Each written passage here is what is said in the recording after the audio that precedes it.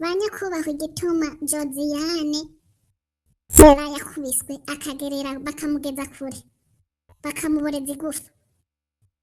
Hariho umugore yitwa Jariya mu misi yahera ageze ikibazo babishira muri gurupe, babisize muri gurupe, iyo gurupe Josiane yarayirimo. Josiane rero aravuga, amaze kuvuga bamwumvise nabi bamusamiye hejuru. Ishavu rya Dorine acarita kuri Josiane. Kubera iki? Josiane yavuze amajambo, kandi Josiane si we yayavuze wenyene, yavuzwe n'abagore benshi bari muri iyo gurupe ngo ni Barundi dukundane, ubu ni Barundi twicane, ni Barundi twicane. Intambara ntizatanguriye aha, intambara zatanguriye aha. Nta kuntu umuntu wobona uwawe bamwishe nawe ureke kwihorera abakwiciye iwawe. Uyu mugore ngo ni Dorine maramara jiyo mama yagiye yambaye umubiri cyangwa nta mubiri yambaye, icyo cyonyine ndashaka yuko yokivuga akakibwira abashagara cyangwa ino Saudiya yazanye umugore n'abana n'umugabo wiwe na nyina wiwe, nta famiye yasize mu Burundi. Ikirikora twanamenye yuko uno munsi ataha yuriye indege atoyuriye azotaha mu Burundi, ariko kimwe gusa kuri stati yiwe guma yandika ngo amaso y'ibikere ngo ntabuze abavoma kuvoma. Byo yarihenze cyane.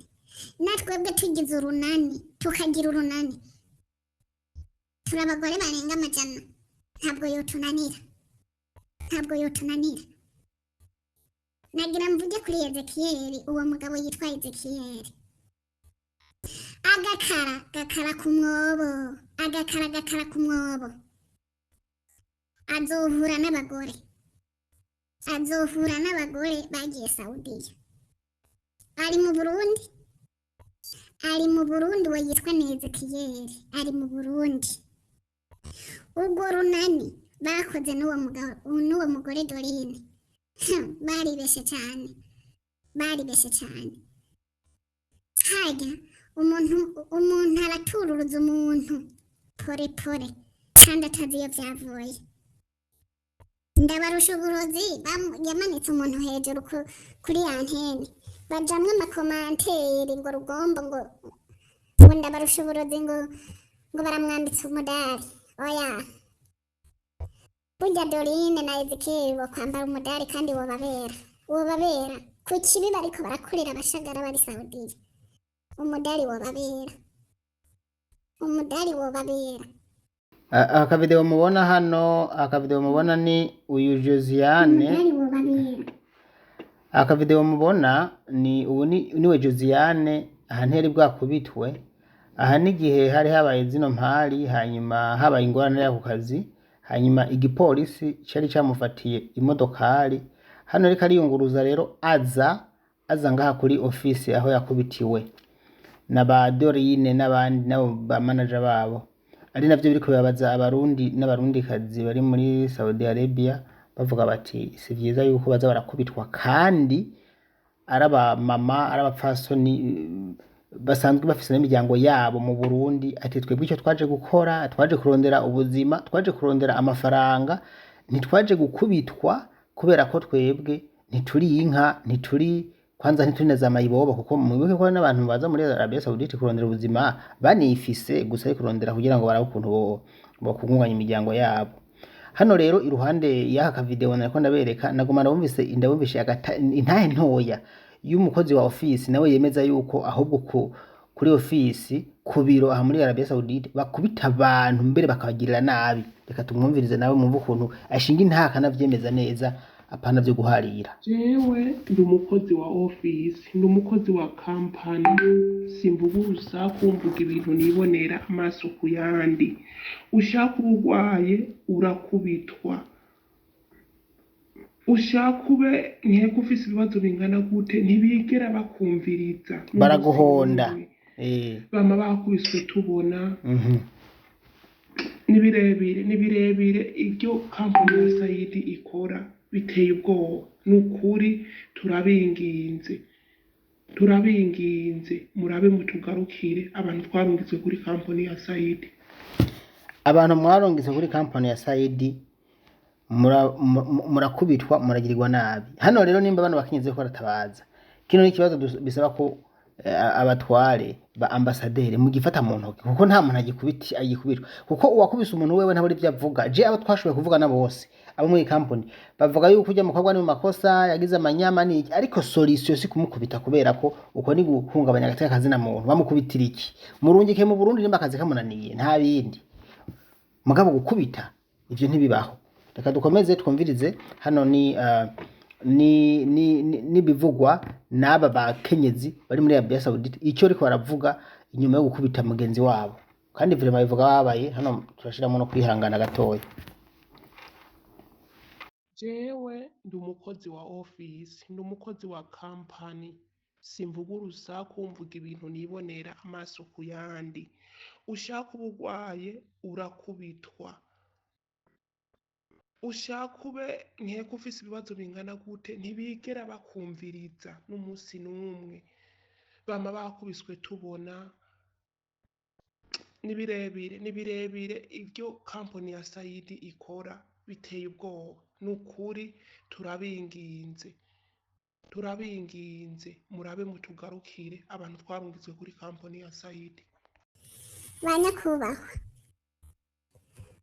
kuri iyo ofisi ya Sayidi, iyo ofisi ya Sayidi yazanye abakozi babiri bo kuza barakubita abarundi. Turi imbwa n'inka zarahebwe gukubitwa n'abagabo bari badutunze twarikukiye nta mugore agikubitwa nk'inka nta mugore agikubitwa nk'inka.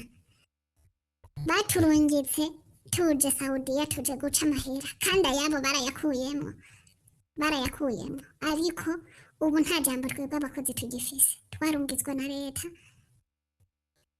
Banyakubahwa nk'uko leta yaturungitse tuje kurondera ubuzima muri Saudiya, ibi bintu barondera abo bantu bo kuri ofisi, ibi bintu ingaruka mbi izogaruka bijyanye n'uko umushagara ahohoterwa batabanje no kubaza igituma umushagara ahohoterwa,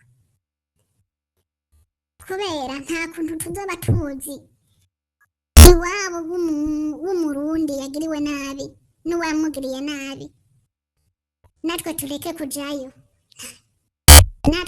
kujayo tuzojayo kandi intambara zizaduka abarundi bazicana bivanye yuko uwo murundi yoba yaraje Saudiya ngo aje kuvugira umurundi nkawe tuvuga ikirimi twumvikana twese ukaca uja kuvugira babarabu nyamba abo barabu barara bamufumbatiye aza twitaho na twebwe ko tumufitiye akamaro. Azonze ibisusu kubera ariko aravugira abarundi akabavugira nabi. Bajya bo muri ofisi mu Burundi zijyanyo n'ijamida bazikuyeho izo ofisi ijamida yohomboroka. Ijya ofisi abantu bari bariko bose bari begeranye nta nyo bari bafise nta bisusu nta nda bari bafise ariko ubu bafise imburujwe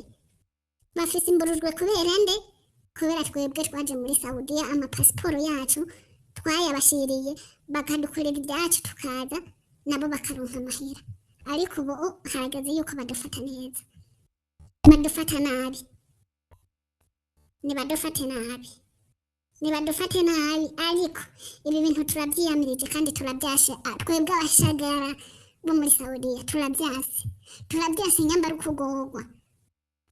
Igihugu cyacu cy'u Burundi ni cyiza cyane tuzosubirayo ariko twese dusubireyo turi amahoro, dusubire ku kazi twari dufise, nyambara uwahera adandaza ivyema myumbati dusubire tudandaze, ariko ata murundi yatugiriye nabi. Banyakubahwa, amarira ari ino Saudiya y'abashagara ni menshi cyane, murabe mudufashe muba mukoze. Ndabaramukije banyakubahwa, aho umwe wese aherereye ndamuramukije. Nyakubahwa Mugisha, turatabarije uyu mugenzi wacu Josiane. Uyu Josiane turi mu bihugu bya Saudi Arabia. Uyu Josiane yaragize ikibazo kandi ikibazo cyari kizwi cyane, ikibazo cyiwe cyari kizwi. Hama uyu Josiane mu minsi yahera bagiriraniye ikibazo na bosi wiwe. Bamaze kugiranira ikibazo na bosi wiwe, mwene wabo na bosi akaza amusanga mu cyumba, ama-audio barayatanze, bayatanga mu magurupe arimwo kandi harimo n'aba-agenti. Hama ikibazo kiwe baracumva, ariko kimwe gusa aba-agenti bamuciye inbox, baramubwira ati uri igitandero cy'umugore nta ndero ugira, baramutuka cyane kuri iyo ofisi yavuyeko. Hari umugabo nyamba yitwa Ezekiyeli yaramututse cyane, aramwambika ibara vraiment. Ku gateka k'abakenyezi twaje guhiga ubuzima, twe twaje kuri leta, twaje bizwe na leta. Sinzi ingene rero vyoca bimera yuko umuntu yokwambaza abamurungitse, ariko aho ko bomwambariza bakamucokora bakamutuka. Vraiment ibisanga turiko turahura ino Saudiya birateye isoni cyane. Ngira mvuge ko uyu mugore, iki gipfamutima c'umugore ngo ni Dorine. Uyu mugore Dorine yambaye umubiri cankwe yambaye ivyuma? Ni wagwisha imvura Saudiya cankwe si wagwisha imvura Saudiya? Uyu mugore Josiane ava muhira ku mubosi wiwe, yavuyemwo yaturumbutse mu nzu, amashi y'ibirato amurembeje. Kandi uyu Josiane ariko arava kuri gisirikare, ku gipolisi, bamutwara kuri ofisi. Hariho video yakoze, ako ka video agahereza umugenzi wiwe yarakashize muri iyo gurupe y'abarundi kazi dukundane.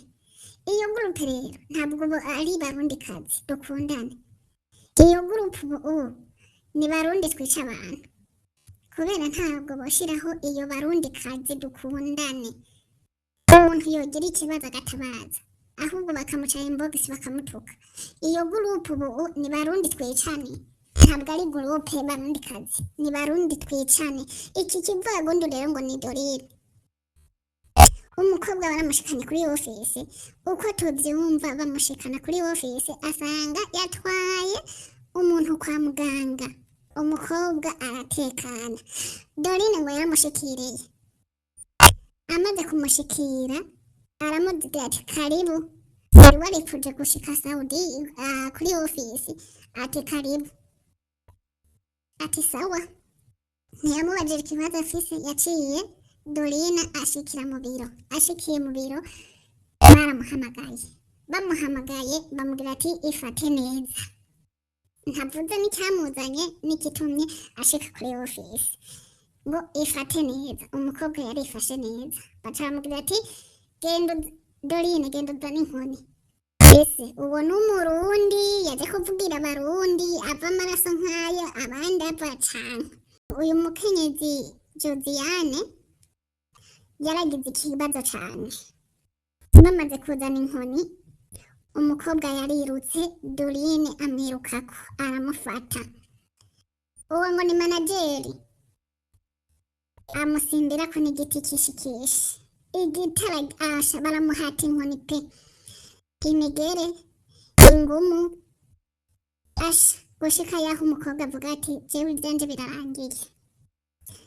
Dorine aca ajako aja kumunigura mu muhogo, aramunigura nyakunigura biwe, aramunigura. Amaze kumunigura umukobwa yumvise ibyiwe bigira bihere, ko guca afata amurya amenyo ku rutoki. Aho atamaramarira iki kivagondo ngo ni Dorine, carafashe akavideo ararungikira abantu abashagara nkatwe azi ngo biraturyohera, aramurungikira ngo raba Josiane uko angize. Ahubwo iyo amukura ku busa akamushinga amenyo ku busa akaburandura n'inyama akamwereka, niho twari kuca bitunezera ko akoze ikidasanzwe. Nyakubahwa Mugisha, turatabaje amakungu aza kumviriza iby'iwacu. Uyu murundi baduhaye yaje kutwicisha Saudiya cyane. Nyakubahwa Mugisha, abakozi bafise ibibazo muri Saudiya n'abakozi benshi cyane, benshi bariko barihereza amabarabara baja gukora mu ibarabara. Banyakubahwa, murabe icyo mudufasha twebwe abakozi. Ukija kuri ofisi ugwaye, umubosi wakagutwara kuri ofisi bagushikiza ku nkoni ku giti kishikishi, uragwaye. None twaje gukubitwa, twaje kwicirwa Saudiya. Babona ko twaje kwicirwa Saudiya, abari mu Burundi nibareke kubazana bagumana amagorwa yabo mu Burundi, kubera n'ubundi bavuye mu Burundi bagiye mu yandi magorwa. Nta byo kuva mu muriro ushikire mu muriro. Banyakubahwa, mudutabarize, abadutabare. Umukozi nta jambo tugifise. Icyo kivagundo ngo ni Dorine, Dorine ahenye. Icyarabu ntazi, icyongereza ntazi, ahubwo abwira bajya abakozi nyene bajya bashagara bari kuri ofisi. Yaba yariyigira amashuri, igifaransa kizi, icyongereza kizi, akamwigisha. Ese uwo murundi yaje kuvugira abarundi, ahubwo aho kuvugira abarundi akaba ari wabatanga abice. Uwo murundi ni bwoko ki? Natwe bw'abakozi tugira urunani rw'abakozi, nawe no mu mahera dukorera tuzoshinga ishirahamwe. Uko Dorine yaraye agize uyu mugore Josiane, natwe tumukorereko. Twebwe tunanira ariko aratuboreza umubiri, uwiwe ntiwobora. Banyakubahwa, ikindi nagira nshikirize, iyi saha umukobwa Josiane, iyi saha tugezeko, ntituzi Josiane ahantu ageze, ntituzi aho Josiane ageze. N'abahora baca ku nomero y'umugore bari kumwe mu gipolisi, nukuri bamubajije abashaka kuronka izo nomero, yababwiye yuko uwo mugore bamutwaye ejo, atazi nawe yari, nta telefone Josiane afise, nta kintu na kimwe. Ahageze ubu ntaho tubutse. Nyamba Dorine ubwiwe yaragiye kumutora, ntituzi yuko yaraye atamuhwanije muri iri joro. Banyakubahwa, telefone ubu Dorine mumubaze ahantu Josiane bageze, kubera umwanya n'umwanya arashobora kumwica. Urya mugore n'umwicanyi umwe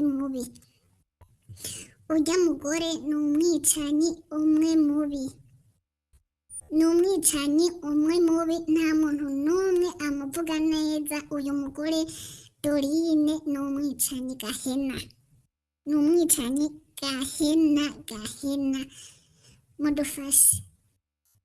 Mudufashe mutabaze amakungu, n'ukuri mudutabarize uyu mugore Josiane aboneke.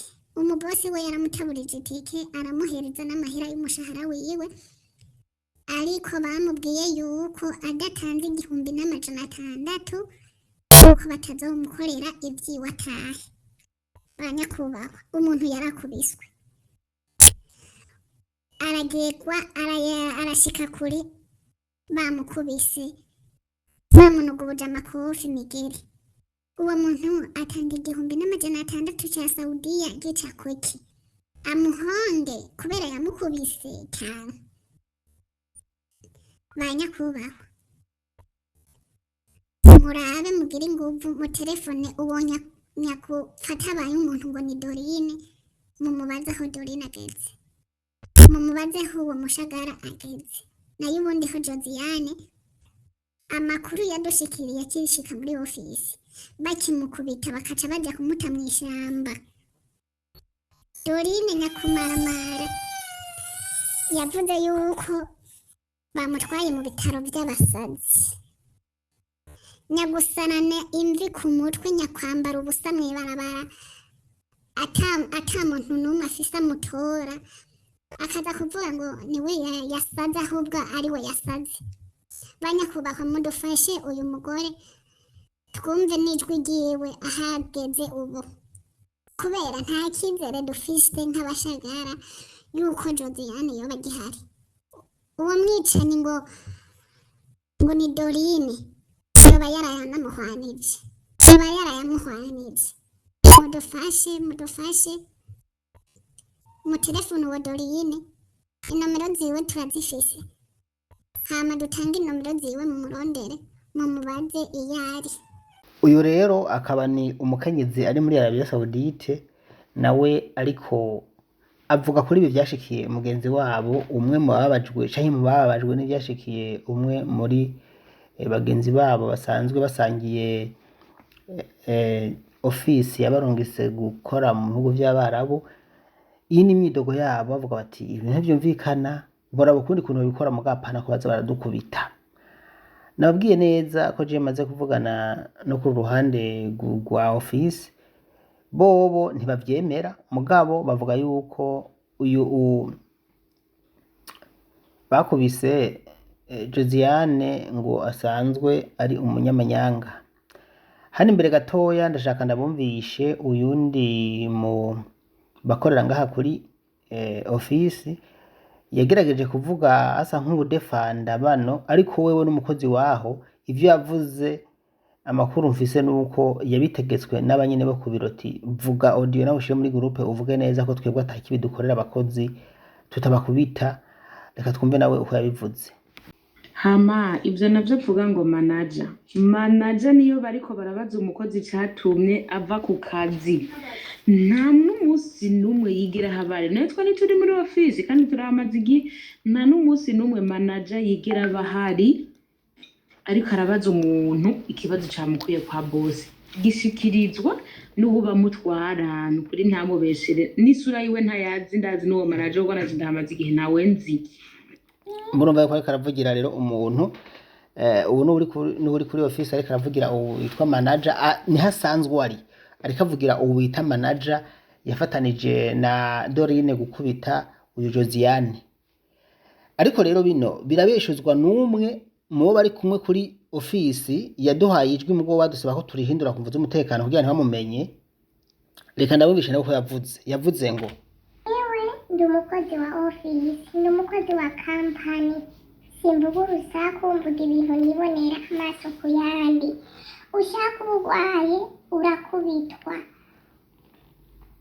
ushaka ube niyo ufise ibibazo bingana gute ntibigera bakumviriza n'umunsi n'umwe. Bama bakubiswe tubona, ni birebire ibyo kampani ya Saidi ikora biteye ubwoba. Nukuri turabinginze murabe mutugarukire abantu twarungitswe kuri kampani ya Saidi. Jewe ndi umukozi wa ofisi, ivyo mvuga n'ivyo mbona. Ushaka kugwaye baragukubita. None bantu munkurikira, hari ikindi kintu murondera gisumba iki? Gusa dusabye ko tumuhindura amajwi kumva z'umutekano, nanje nabimukoreye kumva zo kumubahiriza. ego mu bandi bari kuri iyo ofisi rero umwe yatubwira ko ata kibazo na kimwe ofisi iteye bano bakobwa itebakubita. Ushobora gusanga ari umwe mu bazogaruka ejo batubwira ngo nanje bankubise ni mu dutabarize musabe ko ibintu vyohagarara. Reka twumvirize ubundi ngene avuga. hama we Fani, umunsi uwo mukobwa wumva bamuzana muri ofisi siho yari ari Dodo, twari twatwaye umwana kwa muganga yagwaye, wewe uramuzi uwo wagiye agwaye. Tumaze kumutwara kwa muganga twagiye gusanga bamaze kumushikana ari hariya hejuru. Rero urabona yuko uku kuntu bamushikanye muri ofisi bisaba ko nyine umuntu abaserukira aba ari we akubaza ikibazo ufise, akakubaza ukuntu mwameraniye n'umubosi, ava yuko aja kubivuga muri ofisi kugira ngo nimba ari ico ashobora kukuvugiramwo akuvugire. Rero sasa uwo mugore kuva gishika wene ngo yaguma ahiga avuga ati jewe Josiane yihende Dorina mvugishe n'ikintu na kimwe dufatanira mw'izosi ngaha nyene muri Ardawish ngo Sayidi nyamba ngo ivya Sayidi ari biki. Jewe rero Sayidi nta nuwo nzi, nta nuwo ndakubita ijisho. Yahereye akiri hejuru tukiri kwa muganga ahiga abarundi bari bahari nibo babivuze bivanye n'ukuntu yaguma avuga ahiga ko ata mugore yoshobora kumuhagarara ku gakanu, aguma avuga yuko nubwo yaje ngaha nsinzi ubushirasoni bwo yabwamenye kuva kera, kuko umuntu ahari ahantu ushitse irya mbere urashobora kwigumya. Rero muri uko gusara bamutelefone bamubwiye Dorine aje kumubwira aze gutelefona umugabo wiwe amurungikira itike. Bamaze kumubwira ngo telefone umugabo we amurungikira itike, aca nyine rero arasara, aratangura gusara, ntashobora kwirihira itike ngo ibintu nyene vyinshi, ko murazi neza yuko utashe utamaze kontra utegerezwa kwirihira itike. Aca aratangura rero aragira nyene yigira umusazi, abatuka ibintu vyinshi, aca aja gufata gaze. Urabona gaze zibiri zari hehe impande yo mu gikoni, aja kuzirumura, bamufata agiye kuzirumura ngo abaririke bose. Rero Dorine agiye kumufata ntagire izo gaze ntazirumure, ubwo nyene yaciye afata urutoki araruhekenya. Niko abaye guhekenya mbere n'amenyo yongera nizambwa za mujeri, kuko ukuntu yaruhekenye je sinumva vraiment ukuntu yashoboye kuruhekenya. Rero bamufata akajiginyo bariko baramukura ko yuko kuboko kwa Dorine ntaruce urutoki kuko yaragiye no kwa muganga no gushona arashonya urutoki. Aca rero yigira umusazi, uko kwigira umusazi baca bamutwara mu bitaro vy'abasazi basangana ubushirasoni, basanga nta ngwara n'imwe afise. Aguma ahiga yuko ata muntu n'umwe murarana hehe muri ofisi. Rero sasa niko guca bamutwara aho mu gipolisi kubera ariho yashikiye, nimba ari muri Nyamasika sinzi kubera ariho yashikiye. Ivyo vya telefone avuga, telefone nimba yarayitanze muri ofisi ntavyo tuzi, kuko urazi ko ushitse bose n'abamega telefone baca bazishira muri ofisi. Ivyo navyo avuga ngo yayihaye Florence nimba yarayimuhaye ntiyayihaye Dorine. Iyo yoba yaratanze muri ofisi nibaze ko azoyishuza uwo yoba yararihaye. Vraiment ntiyari ngaha twitwatwaye umwana kwa muganga agwaye. Ivyo bindi navyo rero kubushirasoni nasanze yifitiye. Asha turatunze tukarata buhoro. Uyu rero nuriko aravugira Dorine avuga ati Dorine nta muntu yakubise, ati baramubeshera nyaboneka, ati ivyo avuga vyose sivyo kuko siho yarari, yari yatwaye umwana kwa muganga n'ibindi muraza mwavyumvise uko yabivuze. Ariko uyu nanje ndamubeshuje kuko na Dorine ubwiwe ntashobora kubihakana, kandi yarariwe n'amenyo ku rutoke. Aha yariwe amenyo ku rutoke, yariwe amenyo kubera yari karakubita uyu mukobwa, uyu mugore mugenzi we, hanyuma agerageza kumwivuna atora ikiri hafi, ariko kumurya amenyo ku kuboko, uku kuboko mubona uku kwariwe amenyo. Inyuma yaho yari karakubita uyu mugenzi wiwe umurundi kazi. Aravuga ati je simvira mwaho, reka ndamurya amenyo nanje twumva ukuntu vyogenda. Yari karamwivuna, ibi kabisa byo biranagaragara neza. Sinumva n'ibindi bintu byindi murondera byo kwerekana ko uwo muntu yoba yaragize. haro yamuriye amenyo amwivuna kubera yuko yariko aramukubita. Kandi kano kantu koko ni sawa, bariko baragukubita ukaburya amenyo, ni nanje ibi ndavyemera.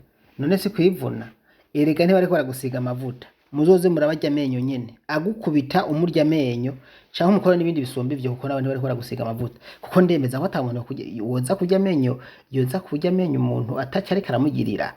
Ivyo bindi muba muharira ko nibiki, ahubwo ni mubihagarike, mumenye ukundi kuntu muza murakemura ingorane zabaye. Ibi ntibikuraho ingorane mw'abantu, ingorane zirabaho turabizi, mugabo ibintu vyo gukubitana mu bireke.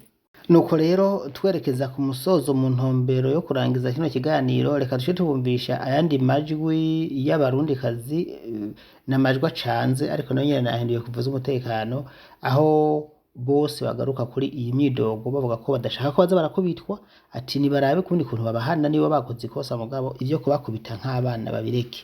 Muri make ni ikintu cakiriwe nabi cane kuko kimaze kuba keshi. Tunasaba yuko ababijejwe n'ukuri kino kintu bagihagurukira bakaraba ukundi kuntu bagikosora. Ndasubiyemo kuvuga ko nshigikiye ko amakosa atahaba, mugabo none amakosa habaye umuntu nkawe mukora akazi kamwe agukubita gute? Kuko na Dorine hajya ari kuri office ahari kubera nyene yitwa ko aserukira abo bandi bagenzi biwe, mugabo na bari mu kazi numushagara nk'abandi. Rero kuzaba bakubita abantu no kuri sindabishigikiye. Reka twumvirize abantu bandi, bano bakenyezi bababajwe cane n'ivyashikiye mugenzi wabo, kandi bagasaba ko bihagarara. Mu vyumve neza, basaba ko bihagarara. Bite mugisha urakomeye, amajenda ndashima. Hama hari inkuru tubonye basize ku rubuga rwa YouTube, tugira tugusaba ikintu kimwe nk'abarundi kazi. Ntitujya kugira imiruho y'abarabu, tugira imiruho y'ama-office, tugira ama-office yo mu Burundi, ama-office yo muri Arabia, byose bidukoranireko. Turagutumye cyo nk'umurundi kazi, ndisabiye ikintu kimwe, vugana na ambasaderi avugane n'ama-office ariko aratora abakobwa bava mu Burundi, avugane na perezida, kuko abana bose bazogirira ibibazino bazobazwa ambasaderi nahagurukira aba bagore ku ma-office bafata abakozi bakabakubita. Nimba yumvise iki kintu ko cyabaye, uyo office nibashake bayugare ihagarike, hakora izindi, kuko nibamara kubona iya mbere bayugaye, iya kabiri bakayugara, bazoca bikorora. Sinumva kuri urwo tugira ibibazo. Abakenya baravugirwa, Abafilipine baravugirwa, aba Indonesia baravugirwa n'ama-office yabo, mugabo twebwe twama turi mu bibazo by'abarundi kazi nkatwe.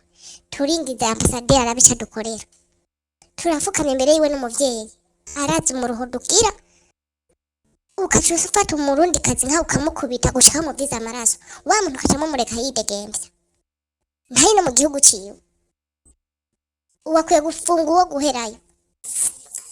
Amazi baramukije banyakubaha, none twebwe twaje ino muri kino gihugu kurondera ubuzima.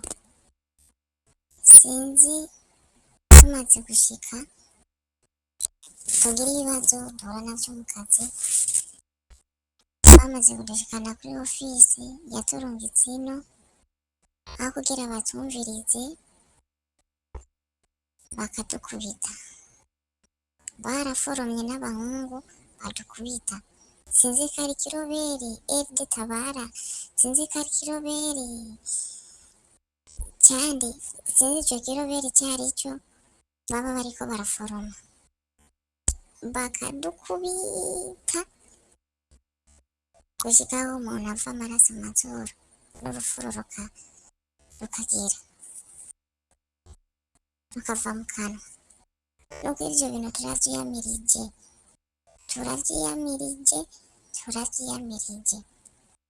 Ivyo bintu ntibigarukira n'umukuru nyakubahwa wacu, umukuru w'igihugu nawe nyene ibi bintu bimushikeko, yumve ko bene Uburundi abadamu twaje kurondera ino ubuzima, iyo ofisi ya Adrawizi yuko mana nubivuga gutya, iratugejeje ahantu ngo n'umuvugizi baturongikiye ngo atuvugire, ahubwo niwe burya duhonyora mu nda ngo n'umuvugizi. Nukuri barabe bino bintu abajejwe agateka akazina kiremwa muntu uwo ari we wese barabiba bihagurukire kuko birababaje none duhungire hehe baturungitse ino tugira tubahungireko burya akaba aribo batwica baduta mu mabarabara nuko ivyo bintu turavyiyamiriye Nitubitara muri groupe murakomeye meze neza nanje ndaho ndameze neza ndakomeye ndashima Imana uko biri kose ego Mana Josiana wihangane kweri wihangane kw'isi niko biba bimeze kw'isi niko biba bimeze abantu mutazi kuri ofisi ya Saidi ukuri murahabarikwa kweri muratwaza twebwe muri mega tuguma ari nko muhira murahatubaza kweri ibihacane byinshi nabo muri mega turakubitwa inkoni zimwe zasigaza Yesu ku musaraba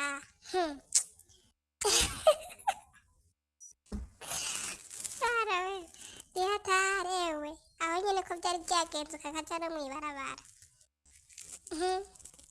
byari lazima gukubitwa hari abahungu babiri Saidi yazanye bo gukubita abantu umve baragukubita bakakubabura gusa ibintu byo kuvuga ngo ni Dorine yamukubitishije nitwo bidekarara ko birebire nitwo bidekarara ko hanini kuko reka ndababwiza ukuri ndabaho umuco wa Dorine reka ndababwiza ukuri twebwe turi abakozi ba kampani turi abakozi ba ofisi n'ejo kuwa kabiri je nzinduka kuri ofisi reka ndababwiza ukuri Dorine ntakadakora ariko reka ndababwire burya hajya nawe biramugora izina ry'Imana biramugora kuko uravye kuvuga mu bantu nk'ababandi jewe nzi by'ukuri usanga ari ikibazo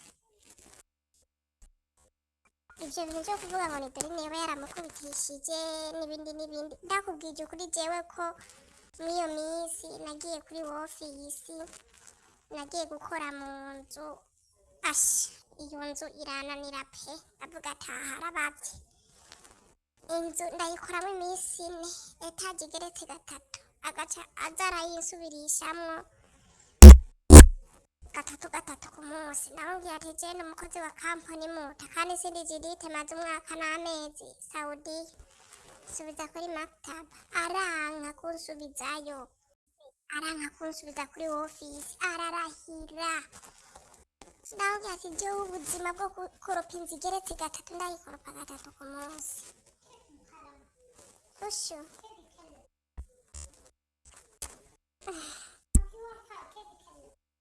Wifi شوفي هي بس كيف يكلم هذا جروب مالو برنامج ايوه يقدر يتكلم وشو يقدر الحين كلام انت يقدر كلام ما في معلوم اوه ndababwirati rero musubize kuri ofisi bararahira nakubise ngo wa mupira wa Saidi canora ibege canasohoka bosa ncanza kinyuma wa mukobwa we aho ntakubiswe nahakuwe na Dorine n'izina ry'Imana nahakuwe nukuri ibyo bintu byo kuvuga ngo ni Dorine yaba yamukubitishije nukuri Dorine twebwe abantu tuja kuri maktaba turamuzi nta katagerageza kutuvugira gusa ni hamwe nyene usanga ari abantu basanzwe bafitaniye akabifu naho ibyo byoshika aca yiyumvira ngo ni Dorine hari abahungu babiri Saidi yazanye bo gukubitana umve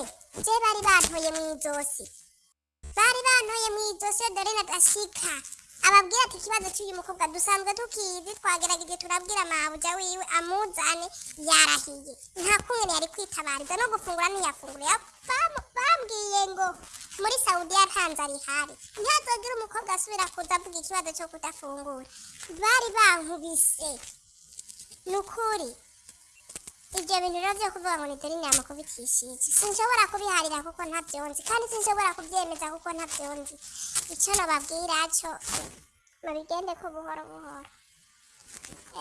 murabizi ko bari basanzwe bafitaniye na bifu wihangane rero hama ndamuhumurije yihangane kabisa icyiza gusa nuko mumusabira telefone mukamusabira n'ibyo birato vyiwe ingorane ubuzima bwa Saudiya abirirwa bakubiswe kuri ofisi turabuka mbona nkubonye tukarira amaso agatibuka dorina kavuga kabagwanirira bikanka ikarangira babakubise n'abasazi barabakubita kuri ofisi basaze kandi babona ko basaze neza urumva ushaka ubugwayi wananiwe n'akazi uri muri kontra umve urakubitwa ibyo je ndabizi kuri maktaba basha ushi narabiye twebwe gahunda jibi nislika hatu tahara umve kuri ofisi uri umuntu wa kontra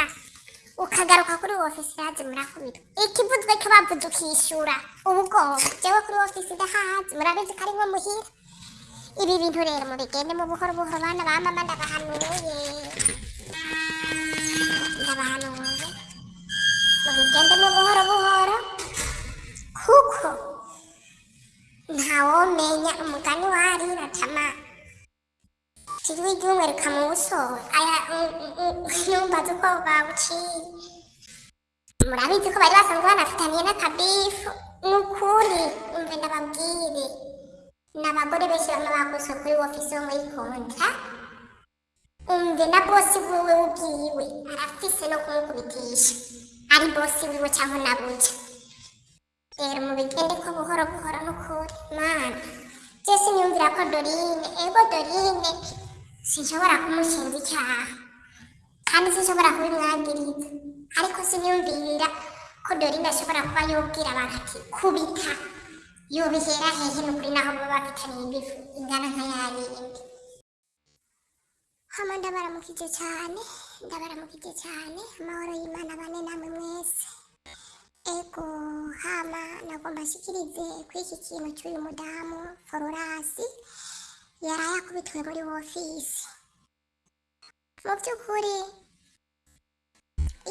kuba Fororasi yarakubitwe muri ofisi si irya mbere si n'irya kabiri abarundi kazi babo kwa Saidi turahohoterwa bimwe bitagira urugero by'ukuri jewe ndi umukozi wa ofisi ndi umukozi wa kampani nkora nta kuri ofisi barankota ukwezi amezi abiri hama nkasubira kuri ofisi by'ukuri ibintu bikorerwa muri ofisi ya Saidi biteye ubwoba n'agahinda n'ukuri barakubitwa turakubitwa tugatukwa ntitwigera twumvirizwa bamwe turanata tukaja mw'ibarabara bitewe nuko naho uvuga ikibazo batigera batwumviriza uyu muvugizi wacu ngo ni Dorine baduhaye n'ukuri agishika yari umuntu mwiza ariko ihinduka ryiwe yahindutse nabi bimwe biteye ubwoba haragera igihe twinicuza tiyo tupfuma tugumizaho wa mukenya agapfuma turya atari umukenya w'iwacu n'ukuri turarushe aho yotuvugira ari umuvyeyi ari umurundi kazi nkatwe niwe agaruka akaturya nimba uhuye n'ikibazo runaka mu nzu ntukisigure n'ibitutsi n'ugukubitwa n'ingorane n'ukuri banyakubahwa mwaturungitse banyakubahwa n'ukuri turabinginze ubuzima turimwo buragoye buteye ubwoba kanatsinda aba barabu murabazi n'abantu bahinduka uragenda gukora indwi ya mbere bakagukunda indwi igira kabiri ugasigara wicuza by'ukuri turatabaje bagerageze bahanure abantu baturungitse bahanure uyu muvyeyi yisubireko naho ubundi atisubiyeko baricyamurya amenyo baricyariko aravye nabi mbere n'akajagari kajya muri ofisi kuko ibintu biba muri ofisi ya sayidi biteye ubwoba n'isoni tushoye naho ngo baje kuduhigira ubuzi hariho ukuntu baduhaye ngo baza kutuvugira nimba barungikise ikaba abagore bagaca baba abagore baba barabo bino ntawe ubizi nta jambo n'imwe tugifise kugira ngo uravuze inkoni nizo bagushoka abantu bafise ibikomere ku mutima twararushe bamwe bamwe sibo tuzobona turamaze imyaka 2 abandi mumva ngo bagiye mu mabarabara ntibagenda ngo kubera ibibazo bindi babura bo turi ibibazo muri telefone kuri office ngo mvugira ahubwo abo bakuvuye kuri office bakubafata igiti rero hari uwo bita Dorine wewe yaramaze kuba Gwembe mu Burundi naho numva bavuga umuntu witwa Gwembe Dorine ni Gwembe arakurya kubona kandi aguhuha nk'imbeba ati mvugira ngize nimero za mawuje nimuvuga niki aho kukuvugira icakora arafata akavuga ngo niyo kuba kuvugisha nyoko buja we nawe uri umukozi uburi cyo ufata ukabura n'icureka ugaca wihereza ibarabara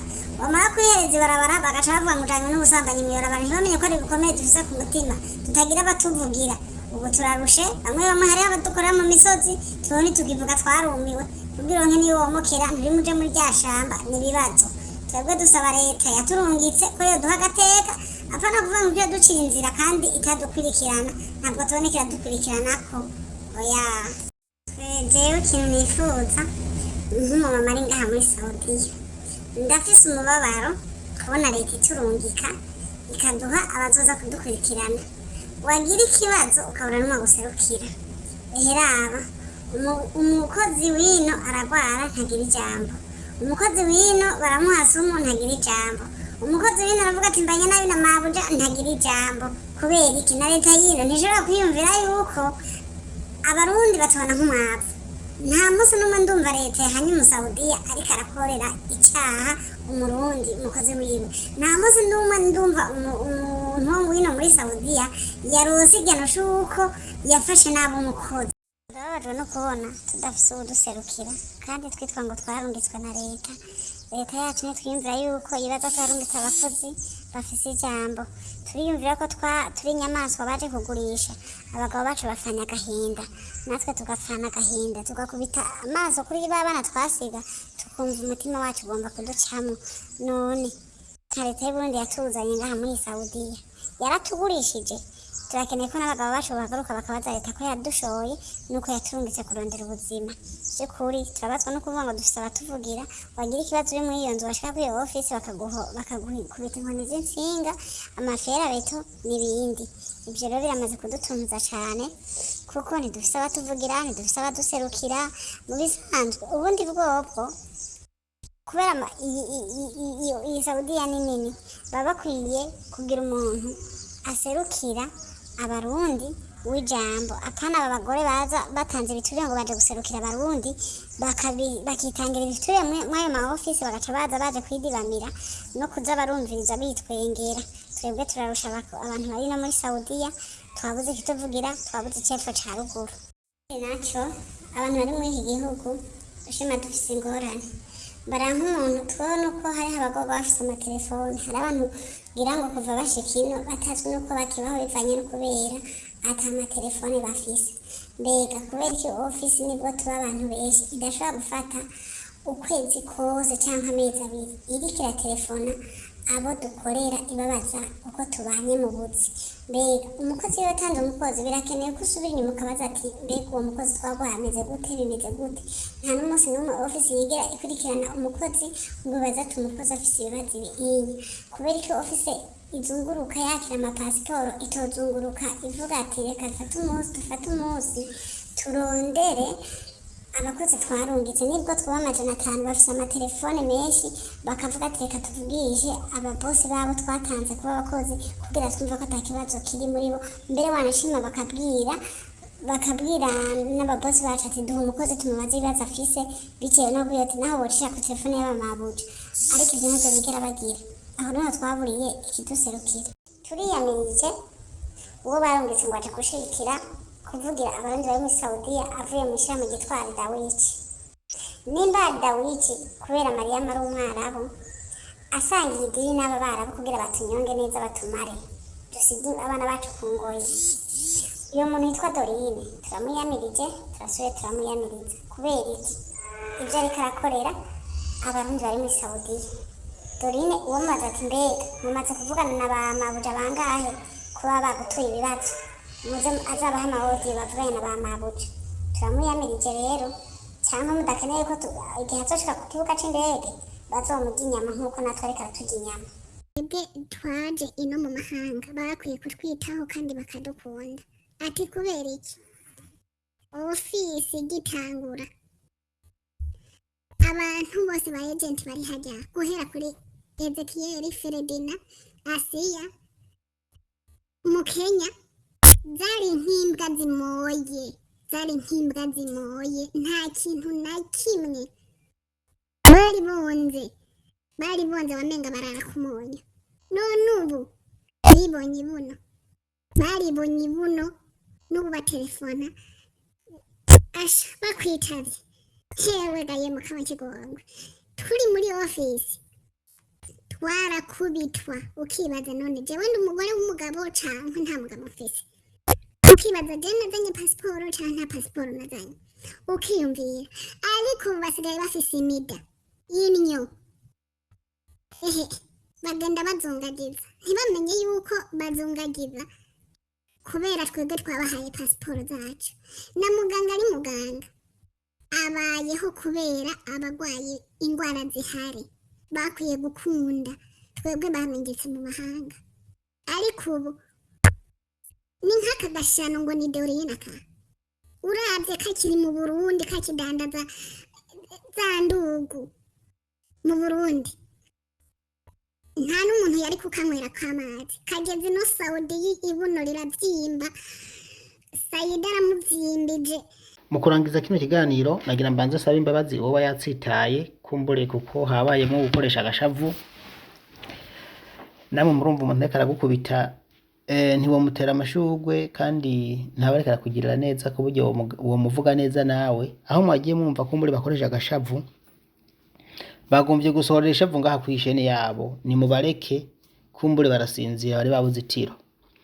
Hanyuma namwe mutagomba ko baza barabasiba rero baza barabatuka ntimuze mwongere kuza marabakubita.